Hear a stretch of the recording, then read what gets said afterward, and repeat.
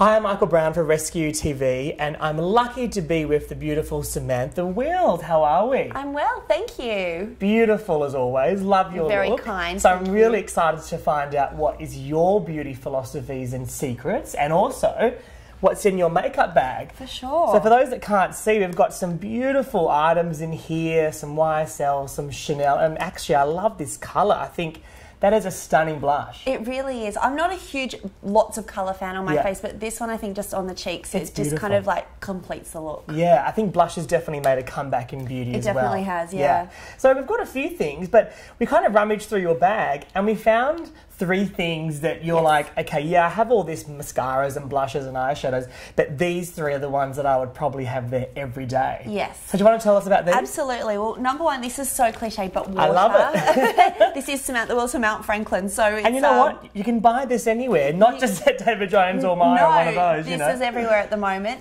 But water, it used to be so cliche that people would say that and I'd be like, that's not a beauty secret, like whatever. But I travel so much that I'm literally on a plane like every second week, long haul.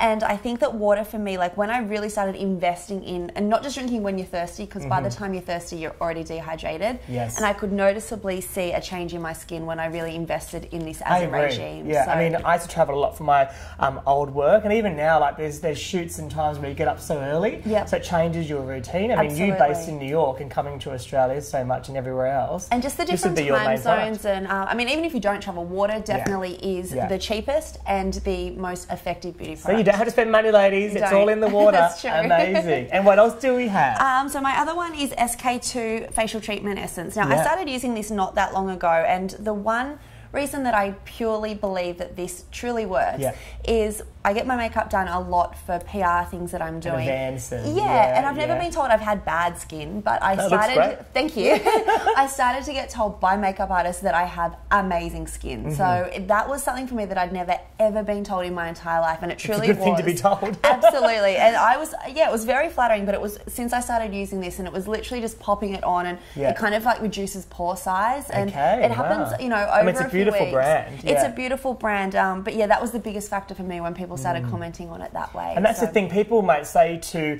many women around, oh, you have amazing skin, and some go, oh, great, I don't have to use anything, my skin's perfect. And I always say to them, yeah, now, but you know, in years to come, you can still get drier or dehydrated because of the Australian environment or sun damage. So take care of it now, because you'll have it longer. It's definitely an investment in your skin, and I think it's something that is long term, and you need to be thinking that way. As with sun protection and things, this is definitely something that I highly recommend. Perfect. And what's the last one that we'd always see in your bag? The last one is, I'm not a huge lipstick girl. I would wear like a red lip very, very rarely on a red carpet. But I really like these YSL Rouge. So it's got a tiny bit of colour, but it's really more sheer, aren't they? It's sheer, and they taste lovely. So they're kind of like eat your lipstick. Just like licking my lips. Lunch is done. I've got the lippy on. It's fine.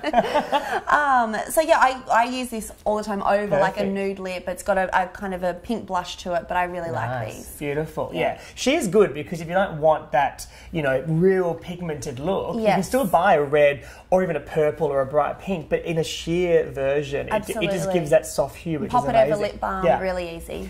Now, what was your first memory of anything beauty related as a child? Was it makeup or playing with mum's stuff or something like that? I think it was definitely playing with mum's stuff. My mum was very much into Nutrimetics in the 80s. Oh, yes. So I remember her being into Nutrimetics and kind of all the palettes and things that they used to come in. She used to do parties, did she? She didn't do the parties, but she always had like a lot of it.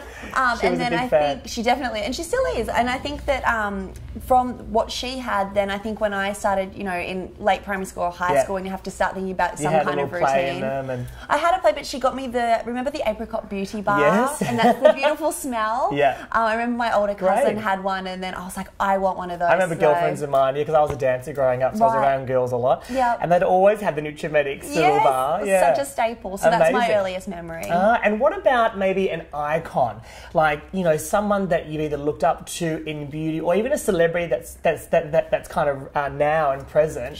Do you copy anyone's trends or look at them and go, wow, that's what I want to, you know, kind of... Look, I've had a long-term girl crush on Erica Hanatz. I think she is absolutely, and for many, many years, I think that her look is incredibly natural. Natural beauty, but very striking. Striking. She's very glamorous. It's beautiful, and she's very healthy looking in a really refined, chic way. I agree. And Erica herself, I've been lucky enough to become a friend, and she's incredibly charismatic. So I think that makes her. So you can get the secrets now. I can get the secrets, and I think that makes her even more a beauty icon to me. She's great.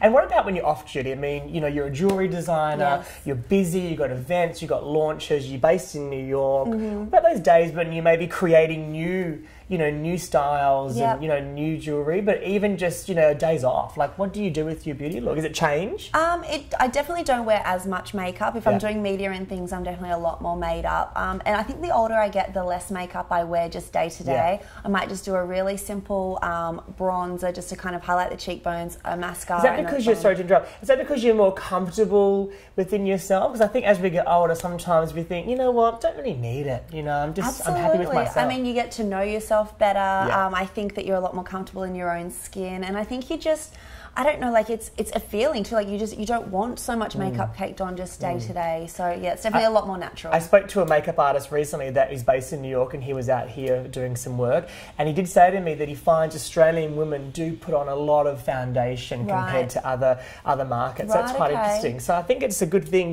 wear less, drink the water, and accent a bit of colour, you're going to be fine. Absolutely. Now lastly, what is one product that you just can't live without? You're feeling a bit dull, you want something to brighten you up. I think it's definitely like a really good fake tan. I like a mousse fake tan, and I think that kind of just, it makes you feel a little bit skinnier, it makes you feel a bit more glowing. Interesting, that's good. Yeah, really natural base, and I think that it can change not orange, just natural. No, definitely not orange, the natural colour. Excellent, excellent. Okay, so a tan is good because it does make you, even though, sometimes it can be hard to put on or whatever, but it really does make you feel good, doesn't it? It makes you feel healthy, and there's something, and obviously getting a tan from the actual sun is good every now and then, but definitely to protect your skin. And then if you go away and you come back with a glow, everyone's like, you look so healthy. Yeah, exactly. Let's put a tan on. It definitely goes hand in hand. And what about smells? The beautiful, the fragrance world of beauty. Is there a signature scent that you have? Definitely. I've had my signature scent probably for about 10 years now, and it's Chanel Mademoiselle. Yes. And I have see brought it that along. here. Yes, I can see you use it. I bathe in it.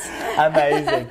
But no, I do love it. And I like the parfum. It lasts all day. And I think the bottles are so beautiful. I keep those as well in my apartment. Oh, do you? Lovely. Yeah, I do. So people that know you would recognise you from this scent, A lot of people are like, we smelt someone in the lift today. We thought it was you. But it's Samantha. She's coming. I truly have worn it for 10 years. I love it. Amazing. Yeah. And just quickly about your work, do you get inspiration by things like this, like say a fragrance bottle or beauty in general with the jewellery? Yeah, definitely. Look, colours is probably the main thing where I draw inspiration from the beauty industry. You can look at, a Chanel palette or what they're doing on the runway with their nail varnish or their eyeshadows, lips.